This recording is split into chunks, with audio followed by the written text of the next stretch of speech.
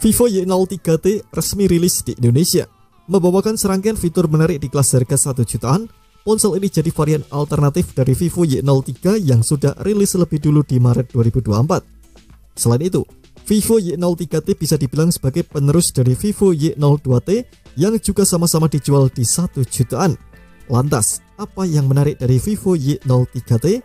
Berikut ini kelebihan dan kekurangan Vivo Y03T yang sudah tim Gadget merangkum.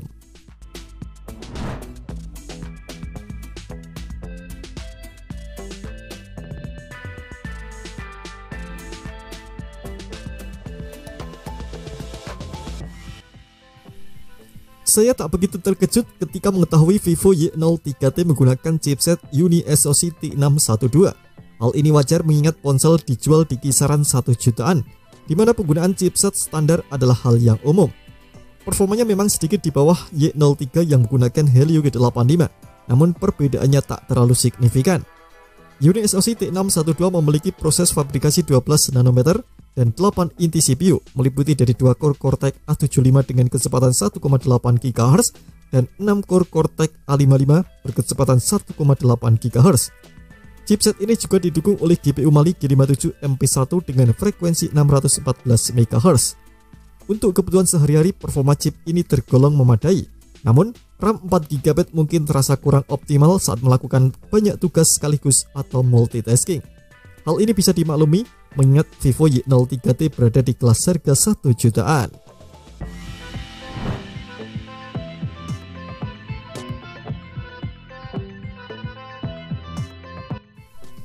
Bodi belakang Vivo Y03T menggunakan sentuhan crystalline matte finishing yang berkilau indah di bawah sinar matahari. Varian warna hijau pertama terlihat sangat menarik dan tahan terhadap goresan serta noda sidik jari. Selain itu, Vivo Y03T juga tersedia dalam varian warna hitam angkasa yang dibuat dengan teknik Deep Day, menampilkan warna-warna alami yang membuatnya menyerupai bintang di langit malam. Tampilan bodi belakang terlihat rapi dengan 2 bulatan kamera yang menyatu dengan bodi, memberikan visual tanpa modul yang membuatnya terlihat elegan dan minimalis. Vivo juga menerapkan konsep 2D flat frame untuk kenyamanan genggam yang lebih baik, akan membuat ponsel lebih nyaman digenggam. Selain visual yang cantik, bobot juga tergolong ringan, hanya 185 gram. Vivo Y03T juga sudah punya sertifikasi IP54. Pengguna tak perlu khawatir ponsel mudah rusak saat terkena air hujan atau air minum.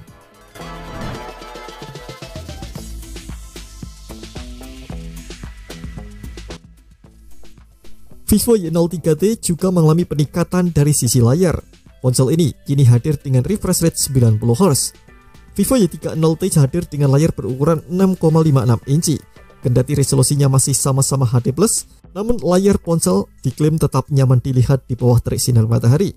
Layar ponsel dilengkapi dengan TUV Rain Lamp untuk mengurangi intensitas cahaya biru, sehingga tetap nyaman di mata kendati dilihat dalam durasi panjang. Desain kamera depan yang ditampilkan juga masih berbentuk poni tetesan air atau water drop. Namun ini sudah tergolong layak untuk harga 1 jutaan. Adapun bezel di sekelilingnya juga masih terlihat tebal. Laju 90 Hz miliknya adalah peningkatan yang patut diapresiasi, membuat tampilan scrolling akan jadi lebih mulus ketika berselancar di feed Instagram ataupun browser.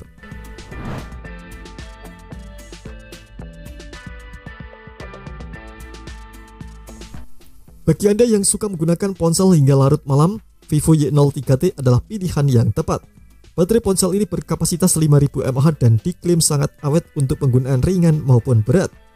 Daya tahan baterai yang lama juga didukung oleh layar yang masih beresolusi HD+, jadi tak mengonsumsi banyak daya. Pengguna juga dapat melakukan pengisian daya dengan cepat menggunakan fitur 15 watt flash charge yang sudah terpasang pada port USB-C 2.0. Pihak Vivo mengklaim baterai ponsel ini dapat menunjang aktivitas gaming selama 7 jam, menonton film secara online 19 jam, serta mode siaga atau standby selama 21 hari. Kehadiran charger 15 watt ini menjadi hal yang menarik dibandingkan Vivo Y02T yang masih mendukung charger 10 watt.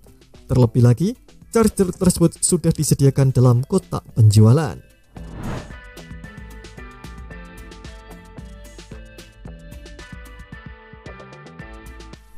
Secara spesifikasi, kamera Vivo Y03T tampak standar dengan 2 kamera di bagian punggung.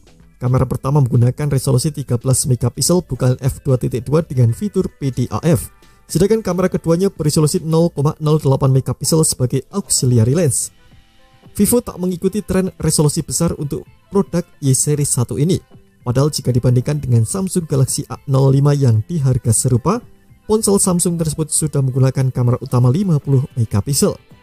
Dukungan resolusi videonya pun standar di kelasnya, yakni 1080p di 30 fps baik untuk kamera belakang maupun kamera depan. Kamera depan ponsel ini memiliki resolusi 8 megapiksel dengan bukaan f2.2.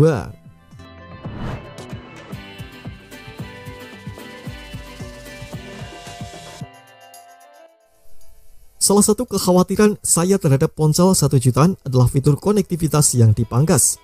Tak jarang ponsel di kelas harga 1 jutaan hanya menawarkan Wi-Fi 4 yang bisa terhubung ke pita jaringan 2,4 GHz. Namun, Anda tak perlu khawatir tentang hal ini, karena Vivo Y03T dilengkapi dengan Wi-Fi 5 dual band sehingga bisa terhubung ke pita jaringan 5 GHz. Selain itu, Vivo Y03T juga sudah menggunakan Bluetooth 5.2 yang lebih baik dibandingkan pendahulunya yang masih menggunakan Bluetooth 5.0. Ponsel ini juga sudah menghadirkan beragam konektivitas lain seperti FM radio, USB-C 2.0, dan GPS.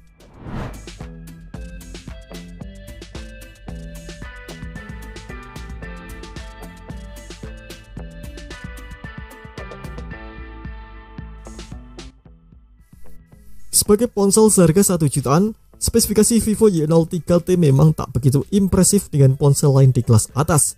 Meskipun sudah menggunakan unit SoC T612 yang mendukung UFS, namun tipe storage yang dipakai di ponsel ini masih bertipe eMMC 5.1. Selain itu, storage Vivo Y03T terbatas di 64 GB. Untuk tahun 2024 dan seterusnya, rasanya storage 64 GB akan terasa kurang. Kebutuhan pemakaian yang aman sebenarnya ada di angka 6/128 GB.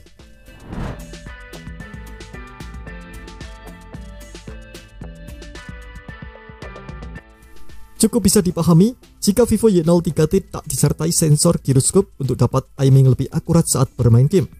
Namun yang lebih disayangkan, perangkat sejutaan ini juga rupanya tak memiliki sensor kompas. Tanpa kompas, pengguna tak dapat membuka aplikasi Google Maps dan mengetahui lokasi di mana mereka berada. Mereka tak dapat mengetahui ke arah mana mereka menghadap, dan ini tentu akan berpengaruh pada cara pakai mencari jalan. Belum lagi, tak adanya kompas, pengguna tak dapat menggunakan aplikasi pencari kiblat saat sedang berkunjung ke tempat yang asing.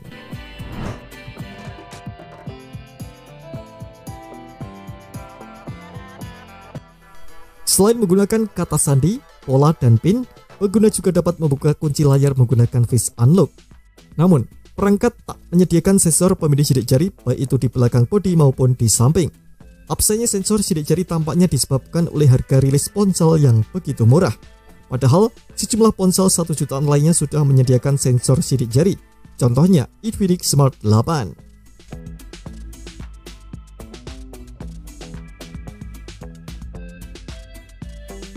Sebagai ponsel 1 jutaan, Vivo Y03T bisa tergolong minim fitur. Ini karena ia tak memiliki kompas, giroskop, serta sensor pemilih sidik jari. Seharusnya ini menjadi kesempatan Vivo untuk tetap bersinar dengan cara menyediakan NFC. Sayangnya, hal ini tak terjadi. Terima kasih telah menonton video ini. Jangan lupa subscribe dan aktifkan loncengnya untuk mendapatkan update informasi seputar update terbaru dari Gadget Me.